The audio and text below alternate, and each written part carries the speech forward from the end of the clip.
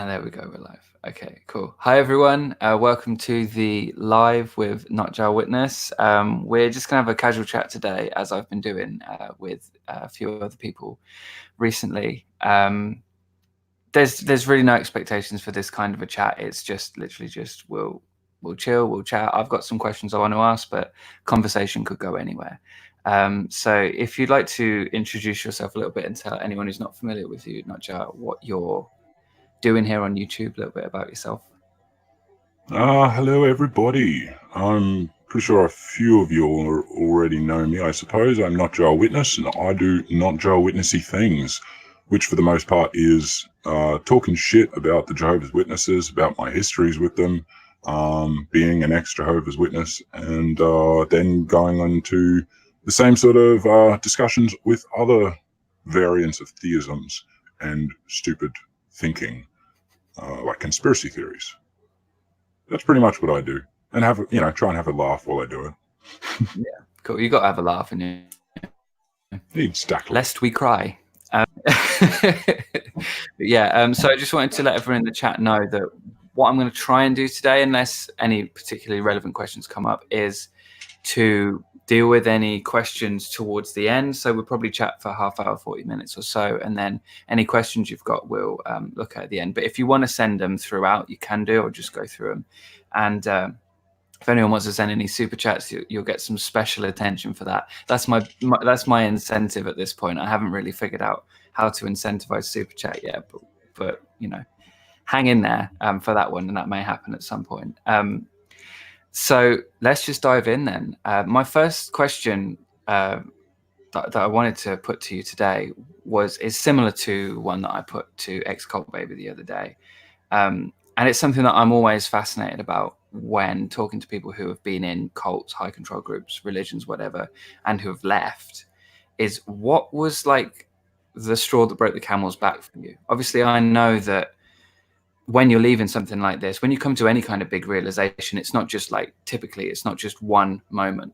It's like it's a succession of events, isn't it? Which then leads to a moment where things change. I wondered if there was a moment for you where everything changed in particular, or if it was just a slow and gradual process, and talk about that a little bit. I think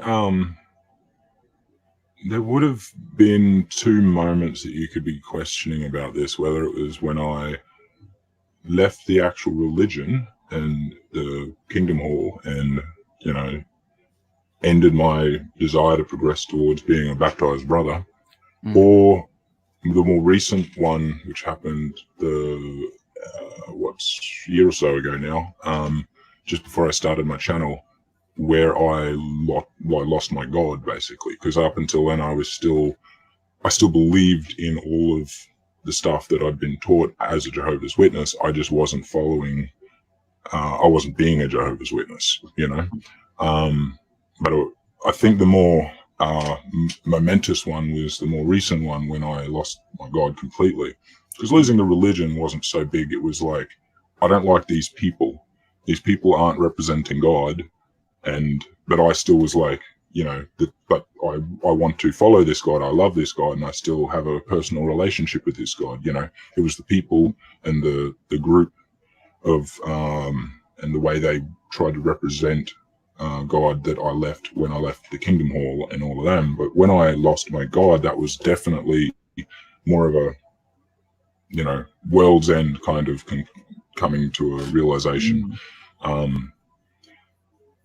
What I think happened, I was always sort of a very science kind of guy, a smart sort of kid at school.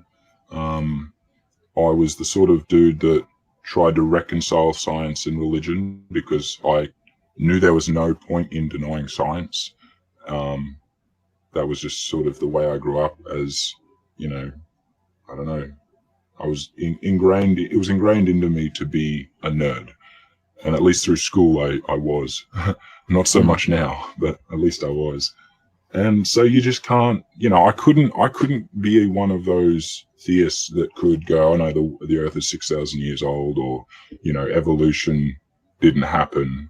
Any of that. Like, for me, I had to sort of make up little things in my mind to go, okay, this is where maybe the Bible is wrong, because they were just they were just going with what they knew thousands of years ago, whereas we've now know this, and it's perfectly reasonable to think that that's just the way God did it, and they didn't have any cause to mention it in the Bible or whatever. You'd always have some justification. But because I was science-minded, I'd watch a lot of science YouTube, and eventually that will lead on to some form of skeptic YouTubers. Like I cannot for the life of me pin down a particular video where it happened or anything like that, but I remember distinctly coming across in the suggestions lists things from Telltale and Lloyd, and those ones I could never click at that point. I remember distinctly looking at the thumbnails and seeing it was something against the Jehovah's Witnesses, and I'm like, I'm not interested in you. But I'll click this other one that's, Cosmo or something, doing some, debunk of any other Christianity kind of thing. And I'll watch that. And I'm like, oh, okay, that's pretty, because as a JDAB, you're sort of indoctrinated into doing that sort of debunking of other Christians anyway. And so for me, I was kind of like, okay, let's see how right these guys are. And, maybe they can tell me something that I don't know and show me another way to proselytize. And turns out eventually the curiosity gets the better of me, and I start watching ones on the Jehovah's Witnesses. And by this point, I've already sort of built a trust with this, not like the skeptic community of people that we're all involved in now, but these larger science-based YouTube videos, And so once I start seeing these hints of, for example, the child abuse, I start seeing the stories of the no blood policy survivors and of victims and people that didn't survive certain incidences. And then I start seeing that in my own life going, wait a minute, I'm a survivor. Like never realizing that, all of these things all of a sudden started making, a bit more sense. And that's definitely what changed me in a big way, because that's when I sort of binge watched everything against the Jehovah's Witnesses that I could find, like as much at Telltale, Lloyd, all of them. Kevin McFree's Dubtown, probably my favorite channel on YouTube and forever will be. If you've ever seen Dubtown, it's like the little Lego characters. I don't know. It's a fucking awesome channel, man. It is an awesome channel. But yeah, once that all happened, that would, I was off. I was done. I was like, everything was just falling away in front of me. All of that preconceived world that had been built up, it just all fell away. I like that you make that distinction between like losing the religion, if you like, or coming out of the cult, and then losing your God, because it was similar for me as well. I wasn't really raised with any particular God. I was raised, I went to a Church of England school and all that kind of thing. And I think it was a Dawkins joke, God's optional in the Church of England. And so that was kind of my exposure to it. So I wasn't identifying as atheist or anything at that point, but there wasn't really a God there, So when I got into this group and there was kind of an assertion that there was God, I had dabbled before that and kind of looked into Taoism and things like that, and kind of got a sense that maybe there was. And then I got into this group and it was like, no, there is. Coming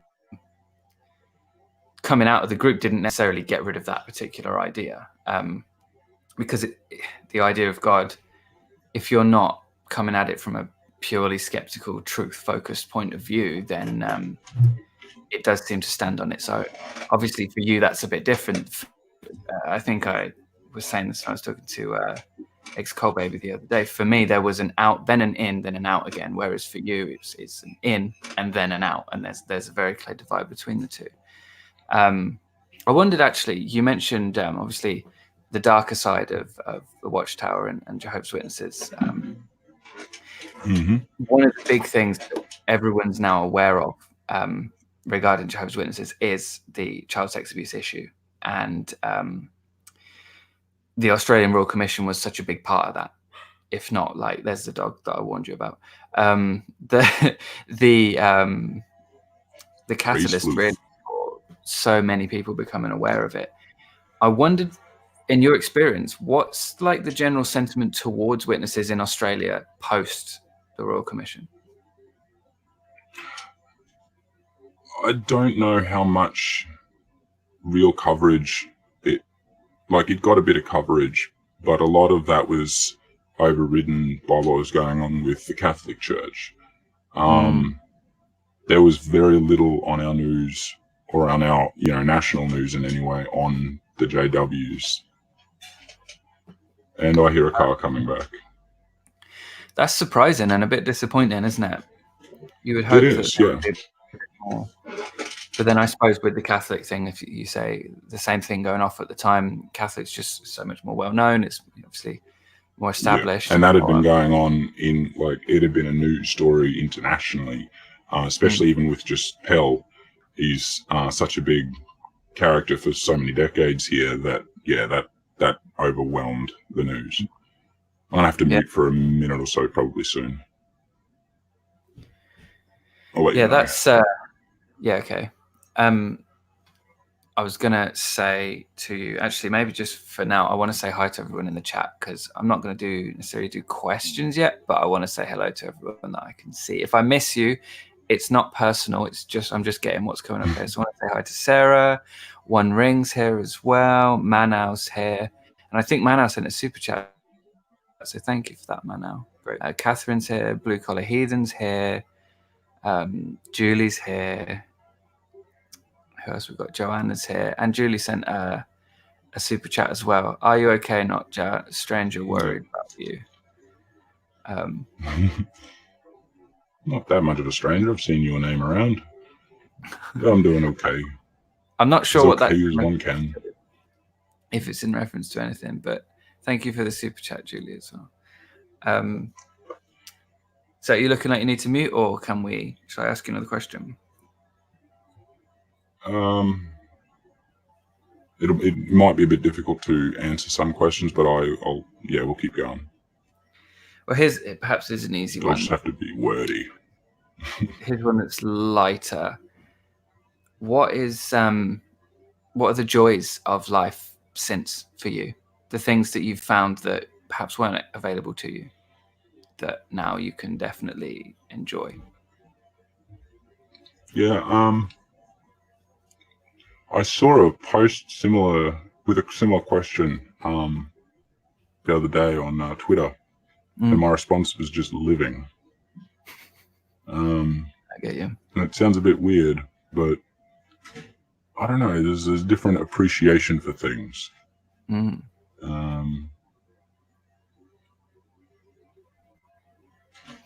I suppose when you're not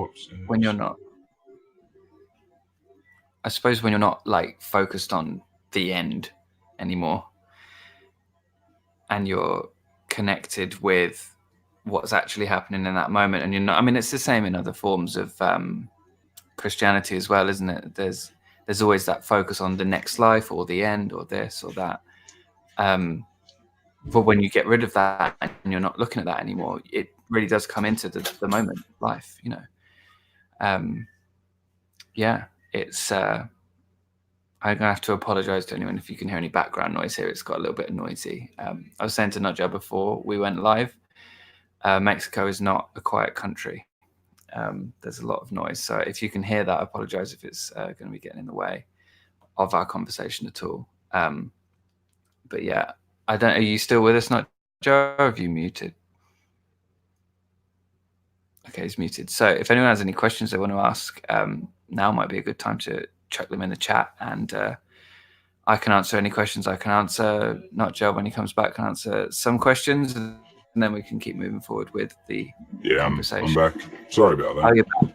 Okay, no, it's cool. Yep. I just invite him to drop some questions. It might be a good idea to drop questions generally in the chat as we go through, given that you might have to jump off occasionally, so that if you do, then at least I can keep things entertaining. And there'll be something there.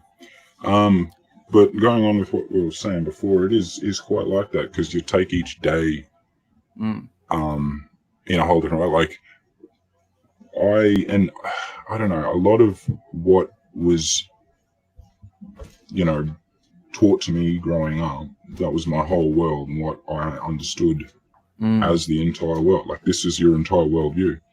I was exceptionally depressed. And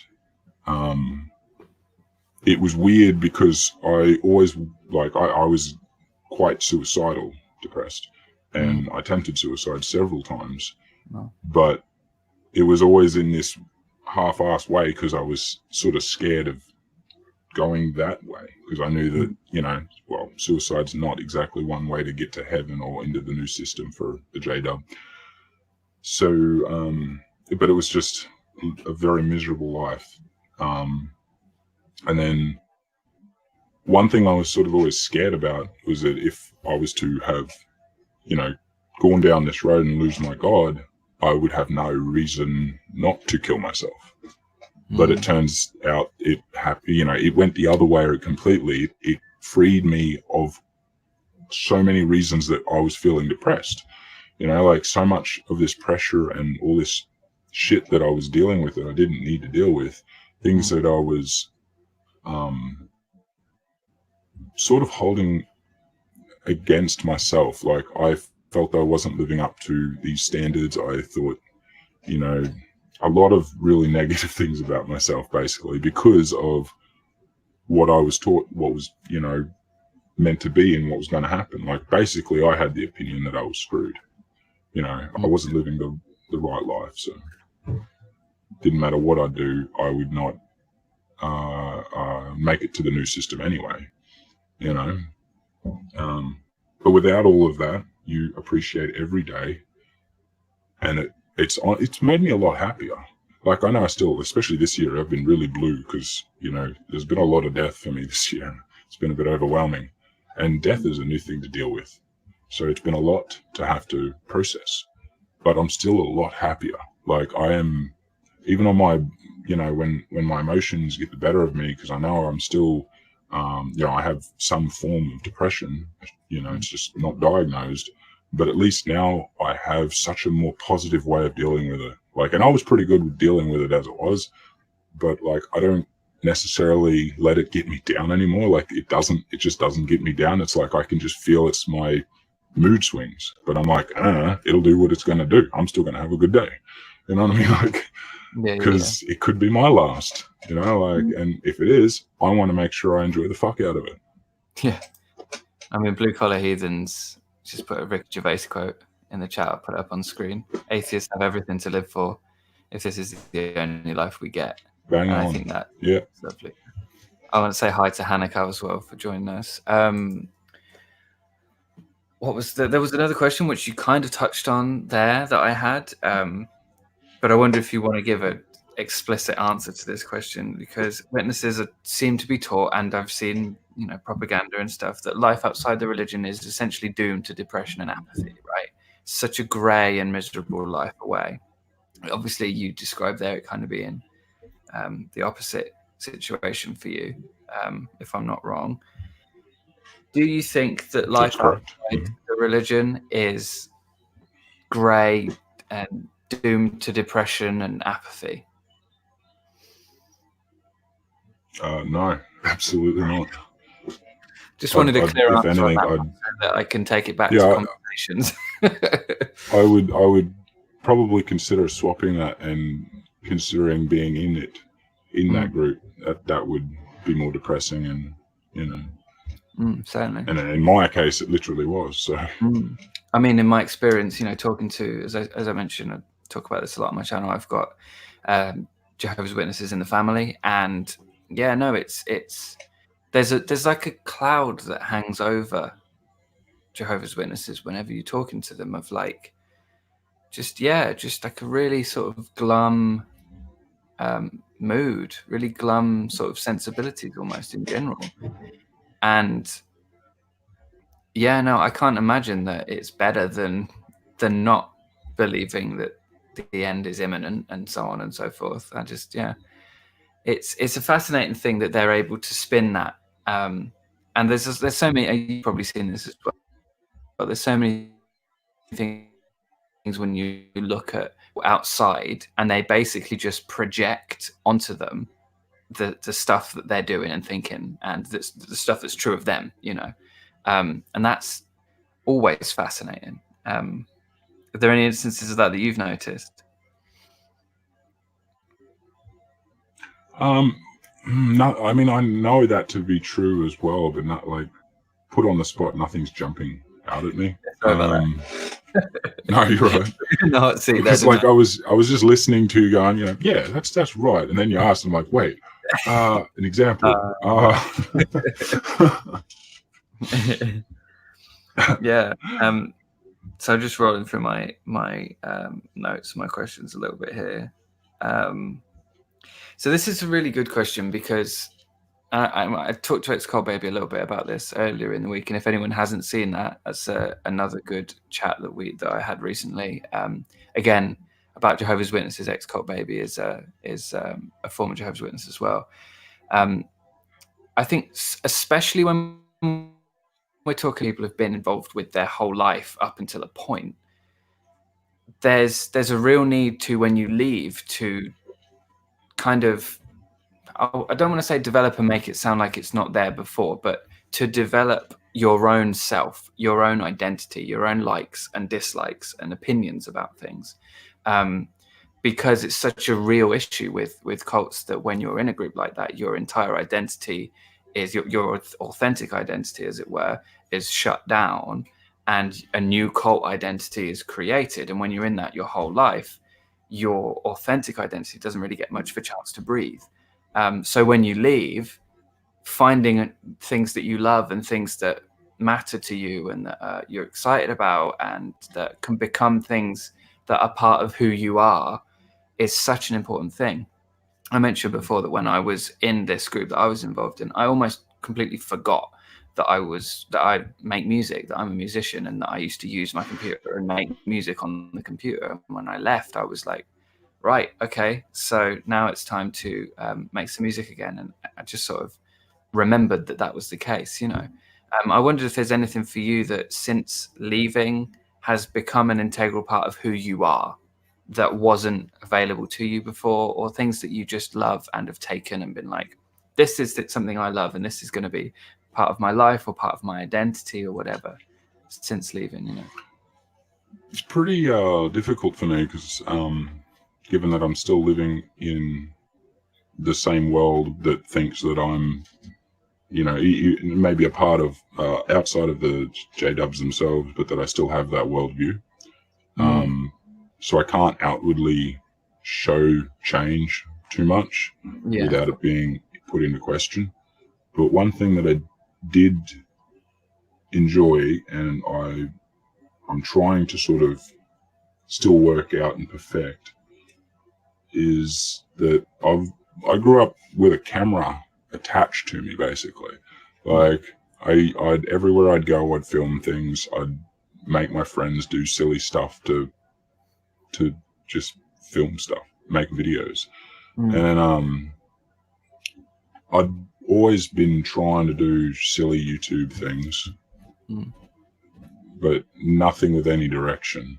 And so it was really nice to be able to, at least for a while, have clear direction in what I wanted to do to make videos. And that's why I think last year was so good for me. It was because it was just every day I'd have a new idea, and I couldn't wait to not, like, I had to get it down. I had to start throwing something together, compromising on all of the, quality of every video I do. But it's just because I wanted to get it down, and I love that process.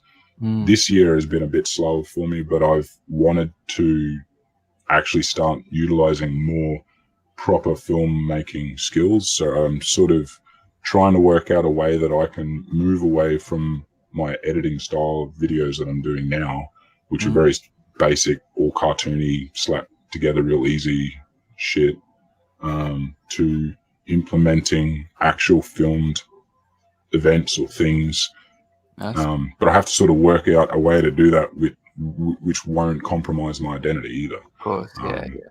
So it's just one of those things. But it's because, like, I do, that's one thing that I sort of do miss. And I used to do it in school, but it was never anything related to my religion in any way. It's just something that I never really went after, because, to be quite frank, as a Jehovah's Witness, you're not meant to have these sorts of ambitions, you know. I mean, a lucrative career in film, no, you don't do that. Yeah. So that was just something that you just never, I never really bothered to take seriously. It was always just a silly hobby and something I'd have fun with in school or after school, or, you know, through the years with friends.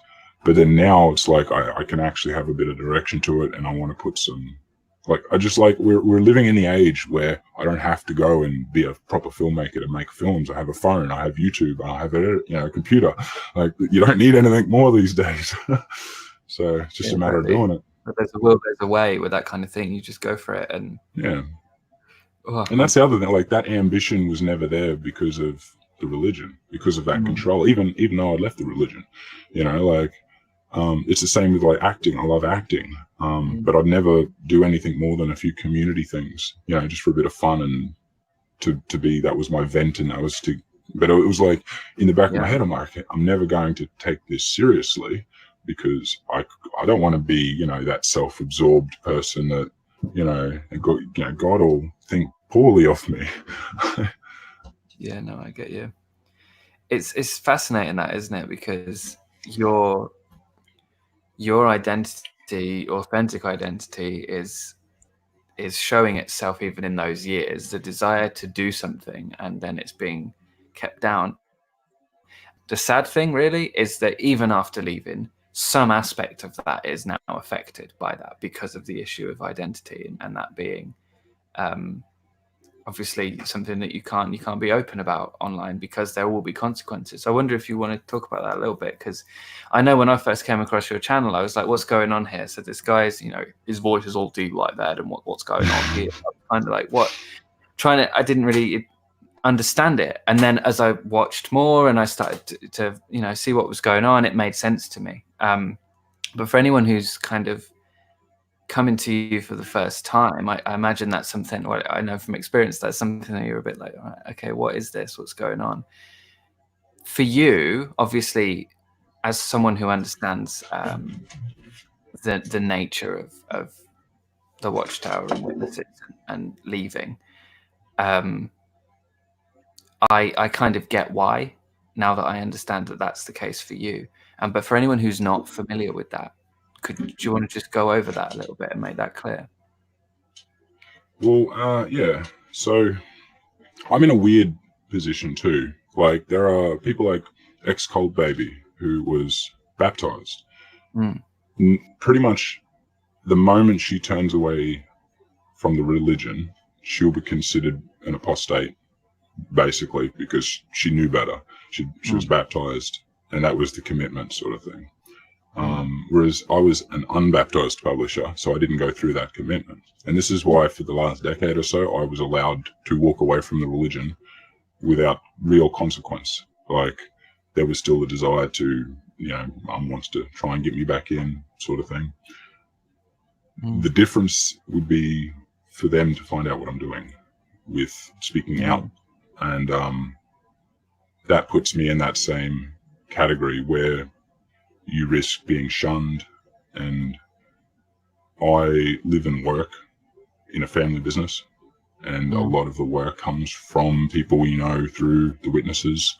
So it would be very, very easy for them to, if anything of my identity was to be given out, found out, it would be very easy for them to then trace who I am, and for it to come back not only to my family, but for the Watchtower organization, what they will then put my family through. It's just the sort of risks that I'm not really willing to take, if I can see that there might be alternative options, which for me is hopefully getting them out. Yeah, I mean, this is something that Chris Shelton and Shannon Q and I were talking about the other day. That is a slow process, and you can't expect that to happen overnight to help other people out of this kind of thing. Because, you know, if you're the kind of person who'll wake up from it yourself from within it, that's a completely different issue than to try to talk someone out of it, you know, to actually sit there with them. And Exactly.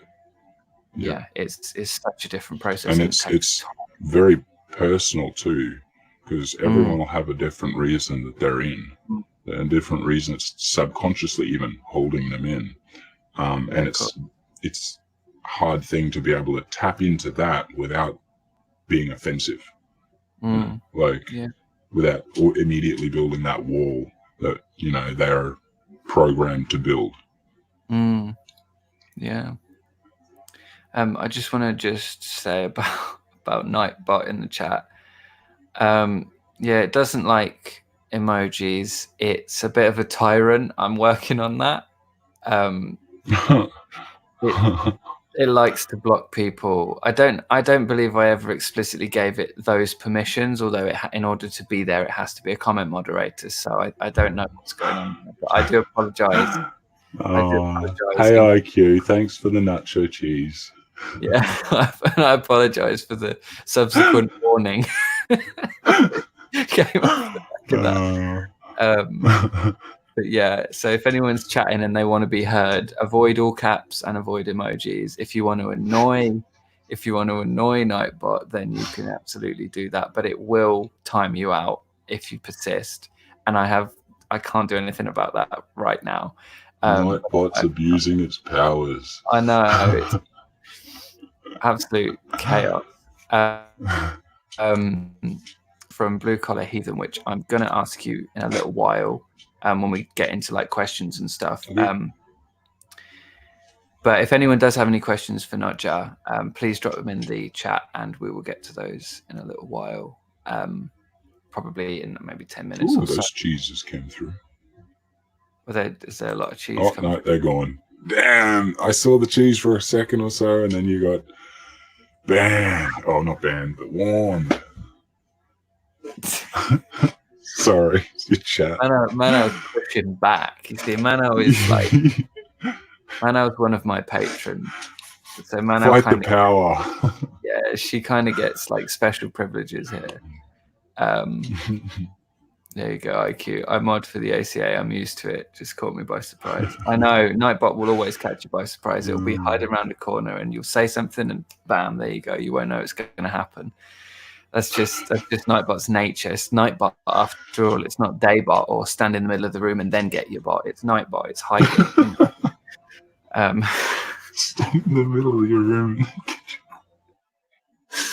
Oh shit! So nice.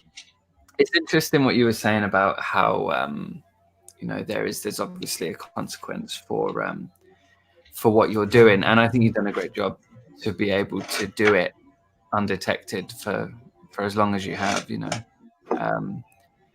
I think they know I have a channel, but I've had different channels for a while, so it's not that unusual. I think the unusual thing for this one is that this one has more than like 10 subscribers. So they're a little, every now and then I'll get like, so what is your channel on anyway? I'm like, oh, I debunk like conspiracy theories. You know, it's a bit of a science channel. Yeah. I'll leave it at that. You know, like sort of like, and I go after, you know, idiots like Scientology. Yeah. Which is no safer. It's just it absolutely isn't. Yeah, but for them, that's no problem. You know. Yeah. No alarm bells yet. Yeah. So I think what's interesting with this as well is I've talked to JWs a lot, and when you push their thinking and their beliefs and their ideas to a point, what I find with particular people I talk to is that they say there's no hope then. If we don't have this, then where's the hope? And I wondered if you could speak to that at all in your own experience. Do you find others who, you know, come to that point and rely on that point? Do you find that there is hope actually without that, and so on and so forth? I think the issue with hope is obviously quite a vague one, and when we're talking about hope in the context of a cult, we're talking about the cult's version of hope, and of course they've been indoctrinated into thinking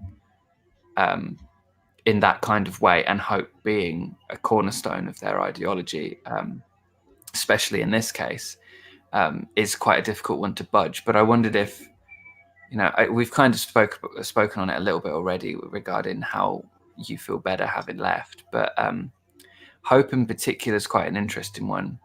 Do you find that the people that you've spoken to about this rely on hope much, or like, I suppose, so faith? we're specifically talking. I was going to ask about this. I was going to ask if it was hope or faith, because see, this is interesting. Appreciate.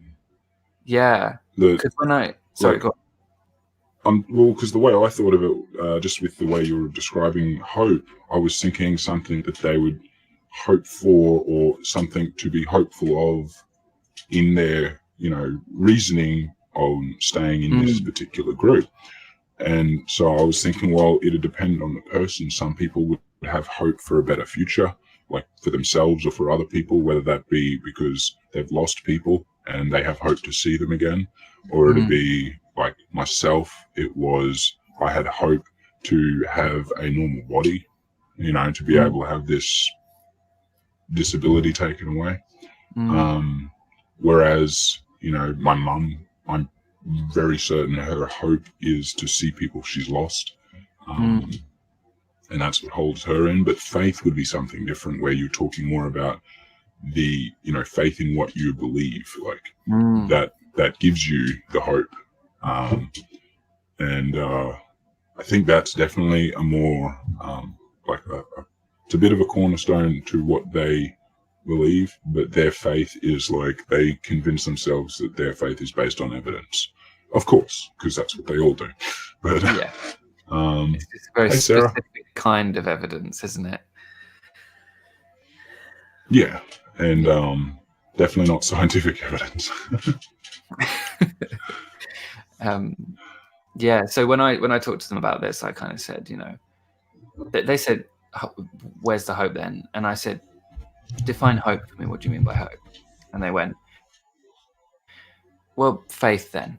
And I went, and didn't really go anywhere. But I thought that it was quite interesting to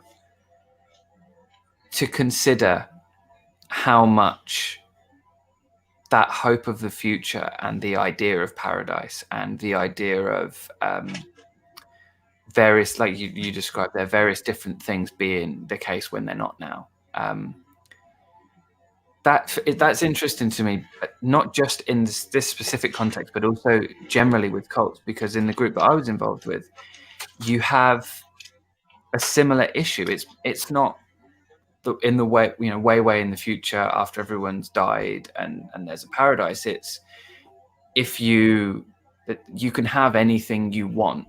You just need to do X, Y, and Z in order to get it. And obviously X, Y, and Z is cult doctrine, and it's very controlled and so on and so forth. But there does seem to be, that's quite a pervasive thing within cults in general, is that kind of promise of something, the idea that there's a solution to a problem that often they've created, or they've just agitated something that wouldn't really necessarily bother a person, and they've now got... Very true. They've now gone right, and it's the same thing in sales, isn't it? They agitate a pain, and then they sell to that pain. Yeah, exactly. Yeah. I wonder if there's a correlation there, maybe, because I always thought that being in proselytizing religion, like one that'll actually do, especially J-dubs who go door to door and stuff, you get taught a lot of skills in acting. And so I always thought, curious to know if there was any correlation between J-dubs or ex-J-dubs becoming actors or performers in any way. But that would be another one where it'd be very beneficial for sales, because I spent, 10 or so years in sales and retail, and I was really good at it. And I just realized it's just one of those things. I never thought about that before, but that also would go into the whole acting thing and being able to, because you're selling yourself as an actor, basically, instead of selling something else. It's just putting on a show, a performance to, as you say, niggle at that need or desire that you've created.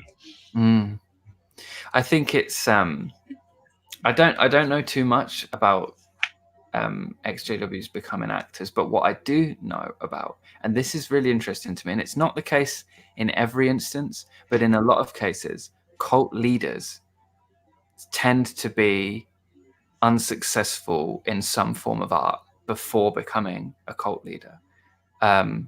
Hitler. I've seen that quite a few times, and it's true though.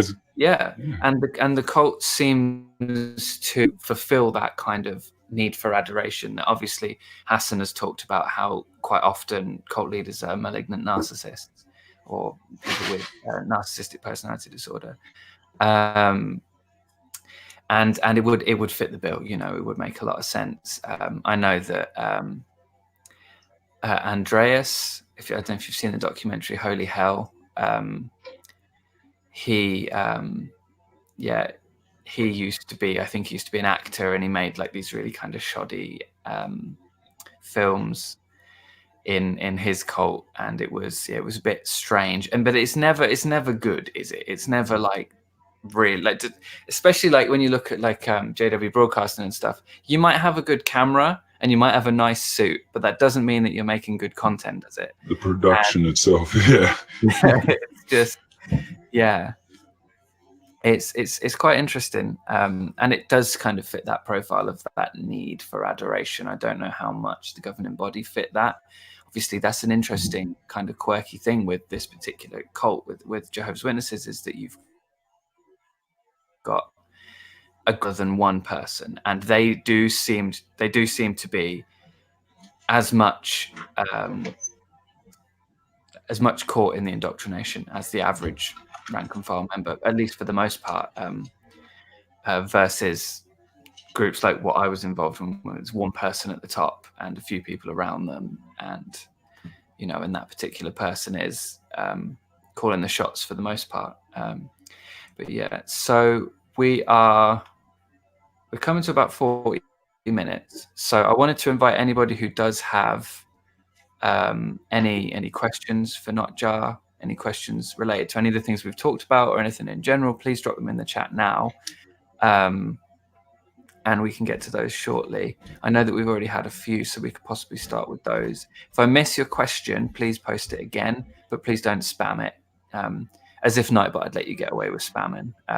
But if I do miss your question and you posted like a while ago and I've missed it, then please post it again. I do like this idea from IQ. Timed out by Nightbot T-shirt. That would be that would be nice. So there was one question that I saw a while back that I'm going to try and find. Oh, here, this isn't a question, but it's kind of related. Hey, Tony. Joanna said, after being POMO, which for anyone who's not aware, physically out, mentally out of Jehovah's Witnesses, I still feel fearful about enjoying and engaging with worldly things. I feel slightly wrong for being wholly myself is a work in progress every day to unlearn. I can identify with that. I can relate to that as someone who's also been involved in an unsafe group. What do you think on that, NotJah? Do you have any thoughts? I don't think I'm necessarily fearful, but they are things that there's a lot of things that I'm already pre-programmed to not enjoy that I'm realized over time that it's probably because of being a witness, like fantasy media and art, like, and anything that delves into things that could be sort of demonic, spiritual or whatever, like in some way that I had preconceived as being wrong. It's not that I have any, like I don't have any issue with them now. I don't care. It's just I've never liked them. I've never gotten into them. And now, so when I do try and watch, Harry Potter or something, I'm like, this is so boring. Like, I just don't get into it, So I don't know. There's a lot of things like that, or like I'll think about it. I'll be like, this is something I wouldn't have been able to do. But I mean, it doesn't necessarily bother me. I don't know. Every now and then you'll still sort of, I think to myself, what if I'm wrong? But then I kind of realized that I'm not doing that much different than I was before. Like, and it just gives this unnecessary self-pressure, that it's not necessary. So no, I don't really no. I think actually, if anything, I'm less, I take less risks with my physical body. I used to do a lot of things under the notion that it kind of didn't matter. And so I would do a lot of extreme things for entertainment that in hindsight could have been very dangerous. And like, I still am a bit of an adrenaline junkie. I'm dying to go skydiving again. But last time I went skydiving, I literally didn't care if it worked or not, because I'm like, well, she'll be right. Now, though, I'm like, this better fucking work. But I still want to do it. Like, it's just a more realistic fear of death, like of going, hey, I'm not, actually ready to die like I always used to be. I just, I could have died at any point back in the day and I wouldn't have cared. Whereas now I'm like, no, I got a few, like, I definitely want a few years yet. Like, so, but it doesn't necessarily stop me. Like, I'll still go and do that again when I can afford it and be bothered. Okay, so I have another question a bit earlier from Blue Collar Heathen. Can you ask NotJah if you could remove one piece of JW teachings, which one would it be?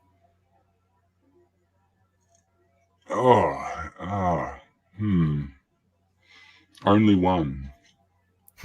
Yeah. Can you narrow it down? That's difficult. I mean, probably I'd do the whole shunning affair, just fellowshipping but at the same time, I feel like the blood thing would be pretty important as well. But I like a lot of that is sort of changing with the times lately anyway. So hopefully in the future, that'll be less of an issue. But then like then you've got the what is it, 2 witness rule. Yeah. Whether that ends up getting changed now or not. You know what? I feel like with that one,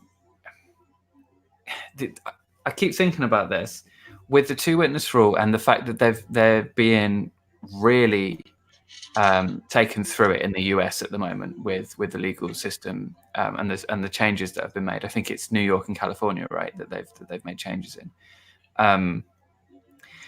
The fact that the Watchtower are being called on terrible policy, which they've interpreted from the Bible, is such a difficult thing, because they now either have to change it because the law said they have to change it, and that be their headline, and then play persecution, which they may do, or they have to go, well, maybe we were wrong. Here's the new light, and then they'll put that forward, which is,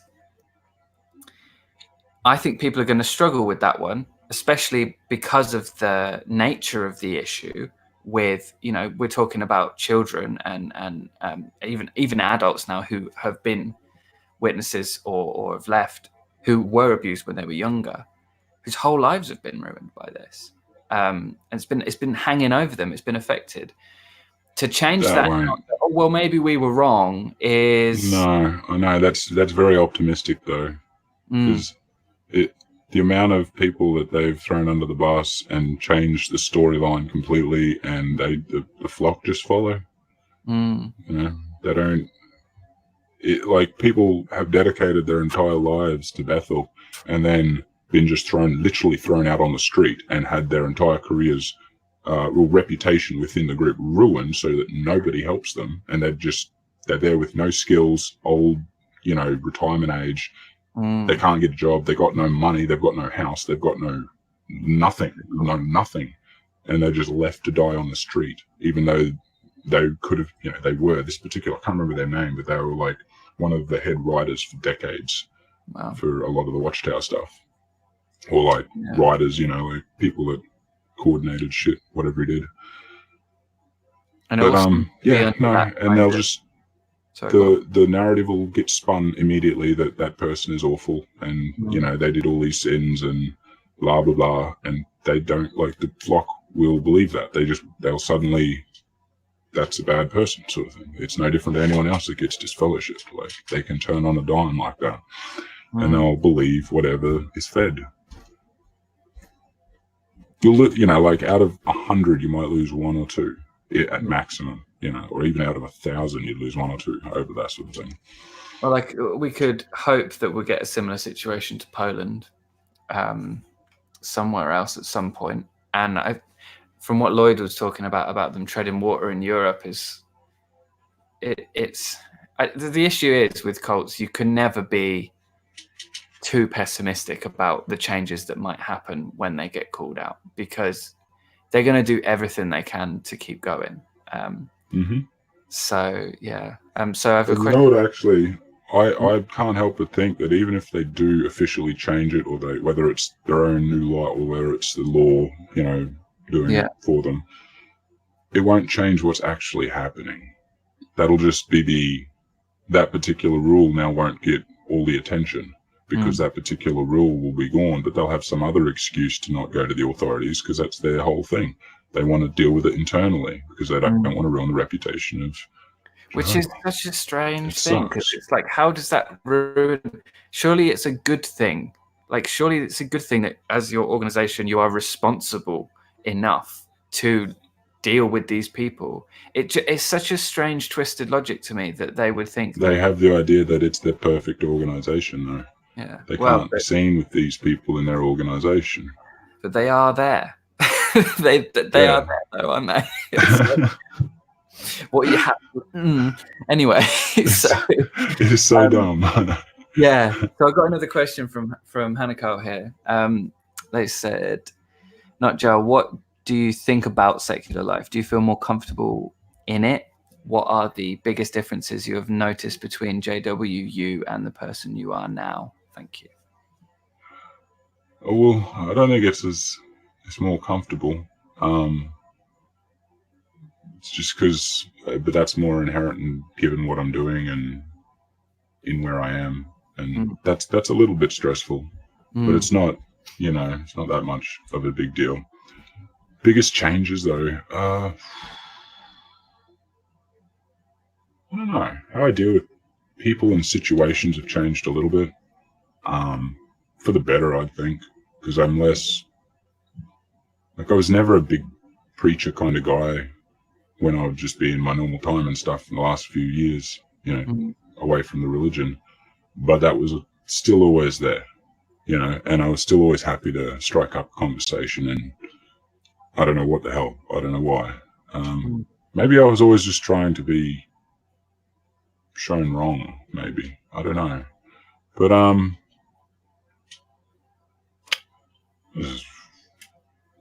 don't know, I have more fun. Like, it makes a difference to be able to say again. Huge, because in the Watchtower, in the Jehovah's Witness religion, it's not fun, right? I mean, very little fun. I've grown up around it, and it doesn't look fun. And on the inside, I can't imagine it's much funner.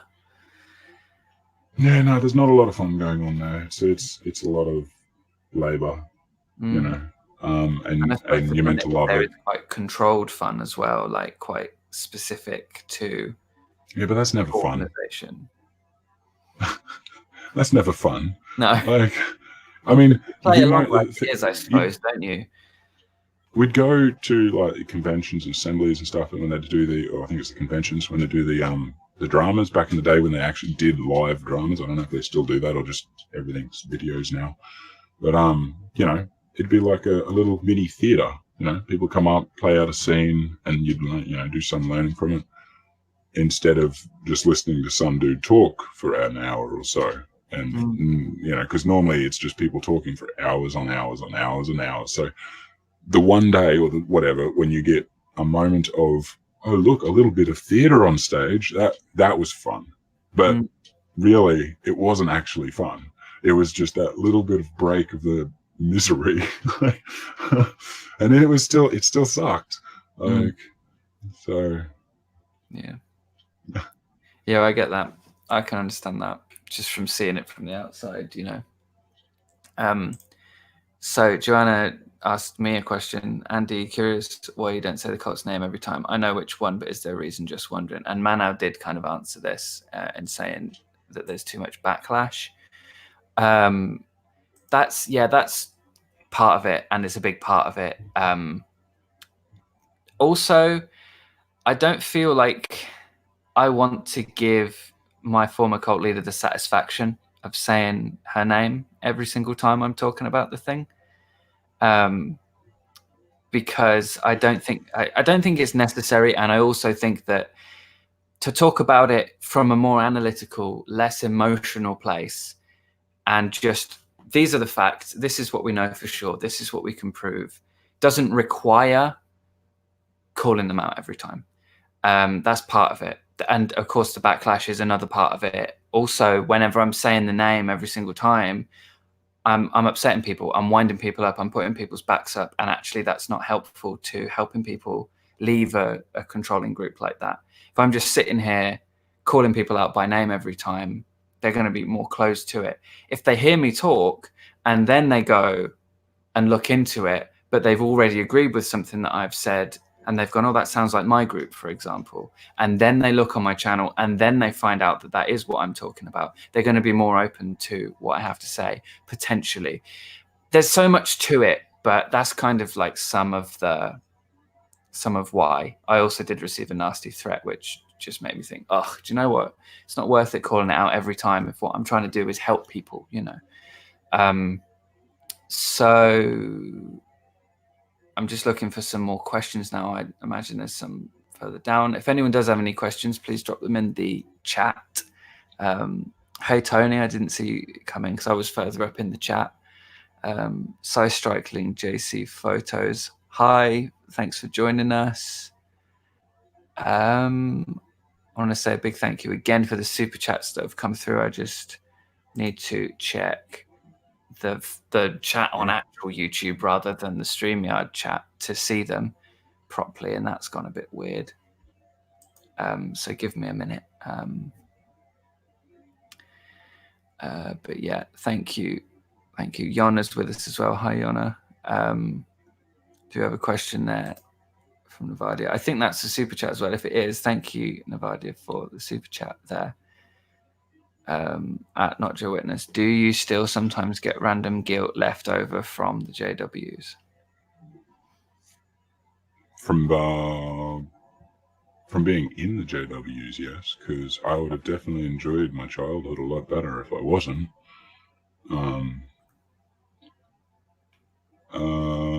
But not so much like leftover guilt from stuff that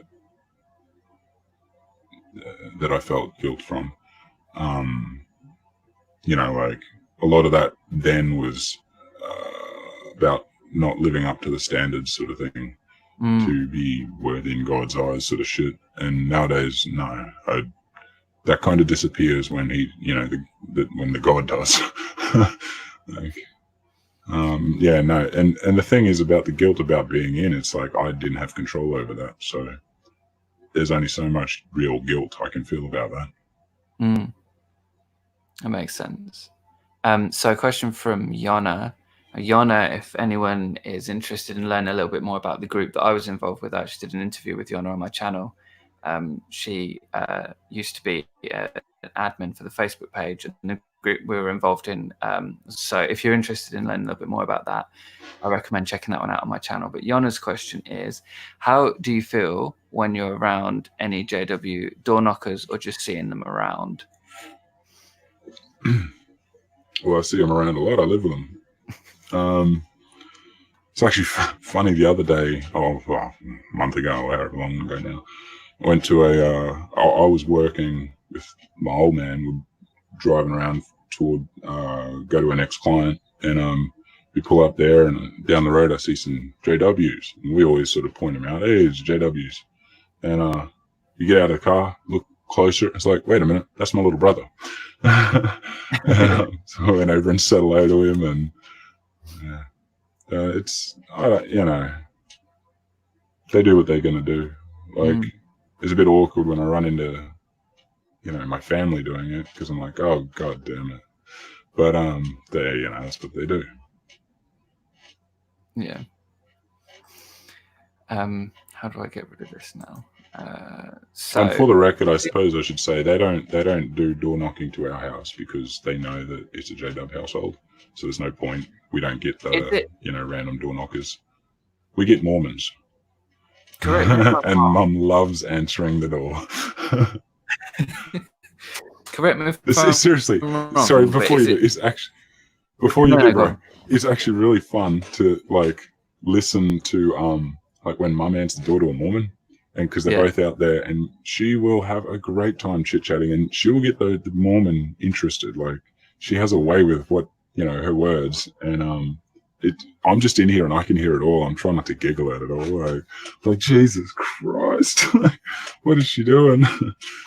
Like what are you gonna do? Sorry, you can go back. No, it's cool. It just makes me think of an ex of mine, atheist. Her dad's atheist, and whenever the JWs came to the door, he'd invite him in and like have a full-on chat with them, like knowing full well, but he understood some ideas, so he would just question him on them. And that's, if you've got the time and you can actually have a dialogue without putting their back up, that's always a really interesting way to go. Because they're in it because they're thinking, oh, we're gonna get a Bible study out of this, and you're in it thinking, I wonder if I can get them to question and think for themselves a little bit. So it can go on indefinitely.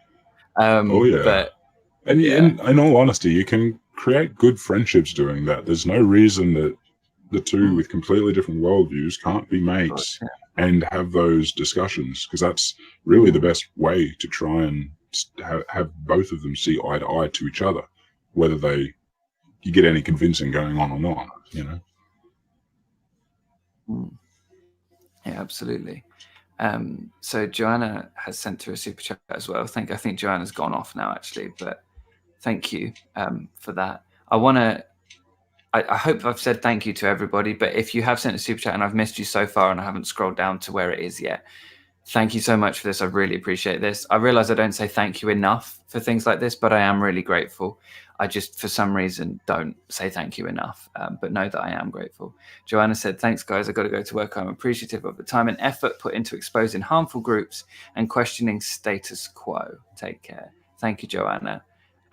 It's what it's all about, isn't it, really? Bit more critical thinking, a bit more common sense in the world to bring that level up. Charlie's joined us. Hi, Charlie. Zendicrust.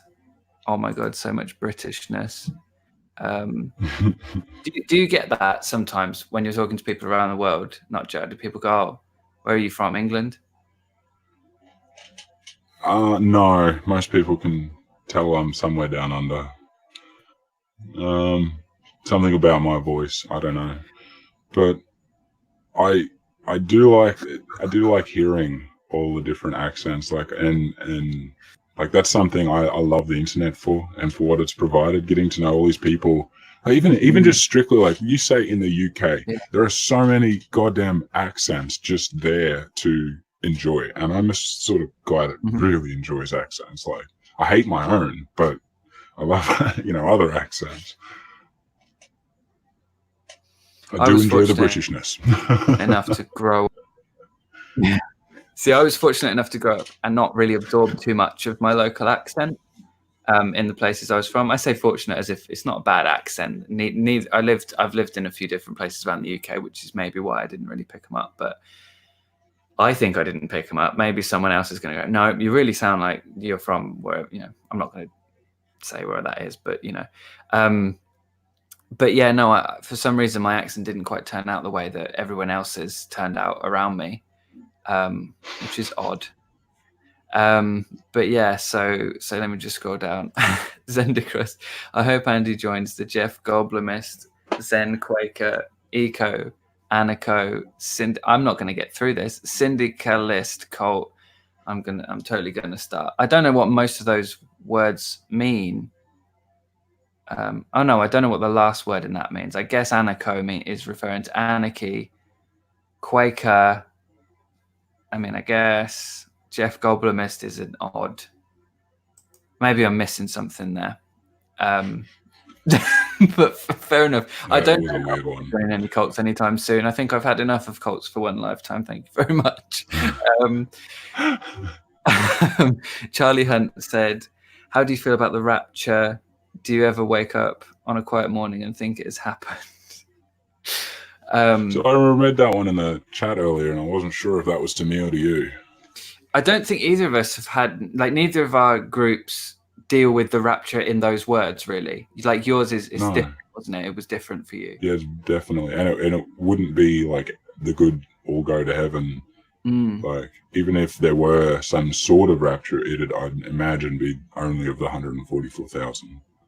Yeah, and then everyone else gets. If any of them are, and I thought it was meant to be that they all died off first, and when the last of them died off, then it happened. So there's not really a rapture thing for us. It's changing all the time, though, isn't it? That, let's be honest, it's probably, it could well not be that in about a week.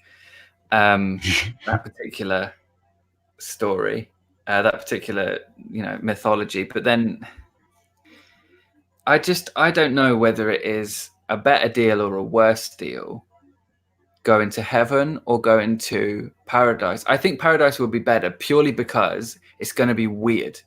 It's going to be a weird place, that paradise. It would be a weird place. I agree, though. It would be better than heaven. Yeah. Because, I mean, at least you still got the planet, in theory. Like, and you're meant to sort of be able to spend an eternity, or as much of it, whatever it might be, kind of just enjoying the planet, making it, pretty, or whatever you want to do. Like, doing, and then doing whatever God tells you, which would be like, okay, fuck. Yeah, that's something. That's right, I'm a slave. I've heard this from JWs, wouldn't it be so wonderful if everyone just lived the same way and did the same things? And I was like, no, like, why do you want that? Why does anyone want that? Surely it's good to be able to have interesting conversations where you can disagree on things, and like people living differently, and you can go and learn about their life and learn about the way they think. That, for me personally, is much more exciting, much more fascinating. I would rather. I never actually sort of thought of it that way, where everything was the same or everyone was the same. I'd never heard that one. Presumably, that it would be a kind of, am I using this word right? Correct me if I'm wrong. Homogeny of character and like beliefs and all of that. Yes. Okay. Yeah, gotcha. So to be like, yeah, everyone's within that. It's not like the same culture, because that can change, still varying on region and a lot of other aspects. But they'd all have the same God. They'd all have that same, we're all happy kind of JW kind of thing going on.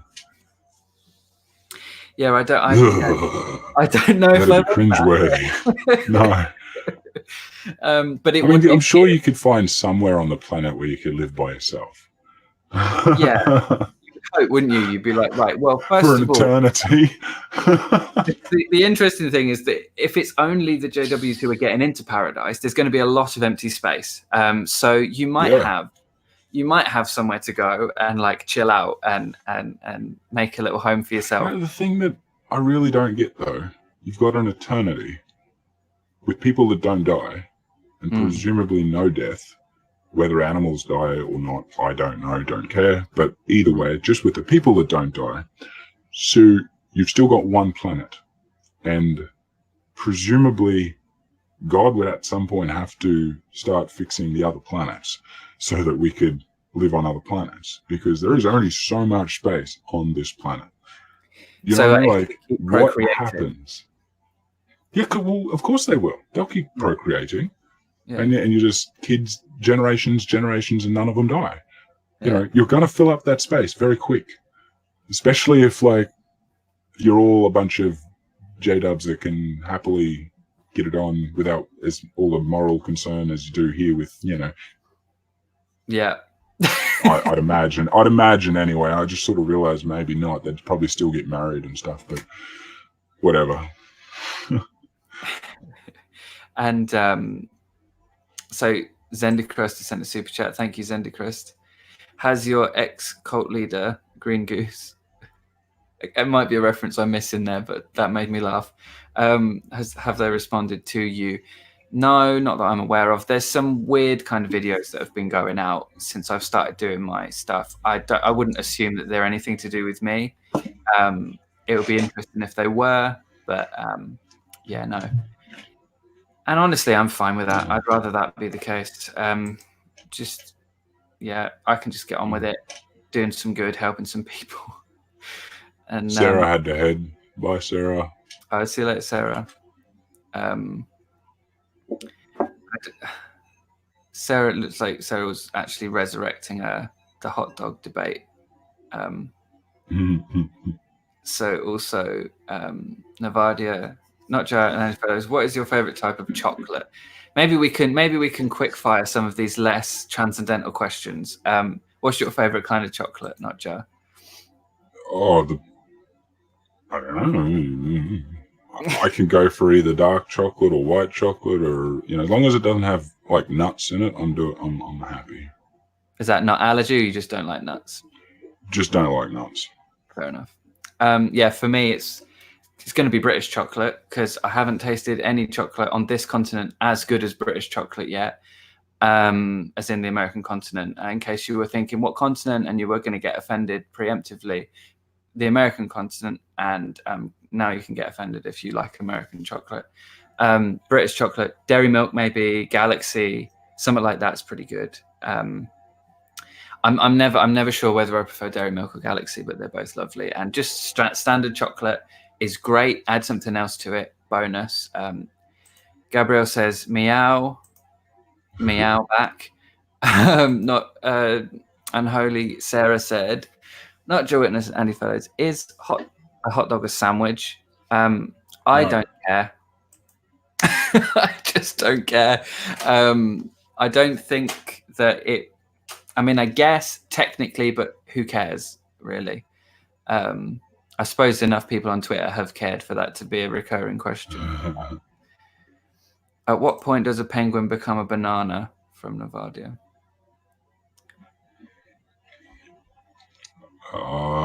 When it meets Ray Comfort. Okay, I guess that works.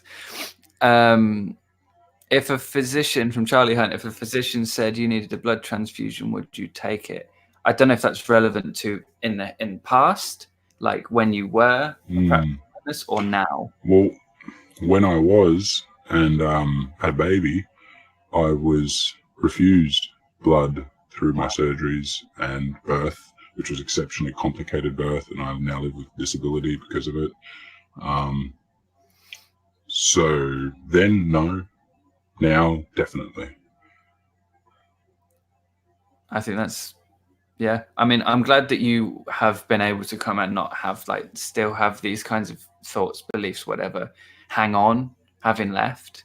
Because I know some people will drop the belief in God and they'll drop the whole, like, Armageddon, end of the world, all the stuff to do with in this particular group, and then, but they'll still have little things that hang on for them. It's nice to hear that this particular. And a lot of them health will fall away. A lot of them will fall away from religion and turn into either another sort of religion or a sort of conspiracy group. And that can be quite. And a lot of that is health related, where they will go into the pseudosciences and stuff. It can be dangerous. But again, I think that goes back to me having been brought up scientifically minded, kind of like I was into the sciences, I was into my math. So I never had that doubt of what it, and in my own mind, I was always sort of resentful at what happened to me, despite it being like, well, for the, my soul, that's not really my soul, but, for my eternal life, that was a good choice, but no, it wasn't. Yeah. Yeah. Art against ignorance. Even paradise would get boring if you're there forever. It would become hell. This is true. Yeah. But this is what I like. I think the idea of that is you get like 1,000-year gaps. I think there was some crap for a couple, or 1,000-year or 10,000 year, I don't know, where there was some plans planned out in the Bible, whether it was made up by the J-Dubs or not, I don't really care. But and then you just sort of assume that from then on God will have other plans, you know, like, and you get to do something else. Like, so. Hey, Casey. I was going to say, man, I'll crack the code there. I'm not going to say any more on that, but I think that makes sense. It's like, did you say Casey's joined us? Yes. Casey Atheist _ Randy. Yes. Hi. Yeah. Thanks for joining us. Theo as well. I'm starting to see people coming in at the bottom of the chat now because I've kind of got there. If I've missed any questions, I'm going to try and get to them. If anyone else has any questions, we are in that kind of final portion of the live now. So any last questions, you can go ahead and send them through. Maybe this is a good time for you to tell everyone again about your channel, NotJah, and where they can find you. Obviously, all your links are going to be below and have been going out in the chat while we're talking. But if you'd like to tell everyone about your channel again? Yeah, NotJah Witness. I do NotJah Witnessy things. Basically, take on in one way or another the Watchtower and Jehovah's Witnesses, their doctrines, in a hopefully sort of good, loving nature with lots of jokes. Because you know, give or take, some days they're not as pleasant as others, but that's what you get when you sort of talk against cults that you're, you know, well experienced with. Otherwise, I'll go hit up other sort of debunking of stupid, be it conspiracies or other theist sort of thinking. So come check me out. Pretty much everything's at NotJah Witness, except my Facebook, which is at NotJah Witness YT for YouTube on the end. Because Facebook killed my original NotJah Witness account because they realized that NotJah Witness isn't my actual name, and they didn't give two shits about any reason. So I now have a perpetually dead NotJah Witness account. So if you find that, lovely, thank you, but don't message me there. I'll never see it. Find me on NotJah Witness YT on the Facebook. Cool. Blue Collar Heathen has asked a question that I will not condone this tomfoolery on my channel. So I know the answer to this though. 42. I think One Ring will probably agree with you there. But yeah, if anyone hasn't subbed to NotJah, please go ahead and do that. I highly recommend his channel. He's got some really good content on there. And if we're not, I'm going to see if there's any other questions. Okay, the chat has dissolved into what can only be described as anarchy. So that happens when I'm around. Yeah, no, it looks like you do have that effect. But yeah, so I just want to say a big thank you to everyone, particularly a big thank you to everyone who sent super chats. The rest of you also, some thank you, but not as much thank you for joining us. No, I'm really grateful for everyone, and I want to say a big thank you to you as well, NotJah, for joining us. It's been a pleasure. It's been good fun. Nice to go through all of this. So anyone who hasn't liked the stream yet, please do that before jumping off the page. And if you want to support this channel, then the best way you can do that, other than subscribing and becoming a patron, is watching another video on it. So if you're into what I'm doing, just go ahead, find another video, watch that. That would be really helpful. My anarchy cult is swelling, said Zendercrust. Let's not talk about what's swelling. And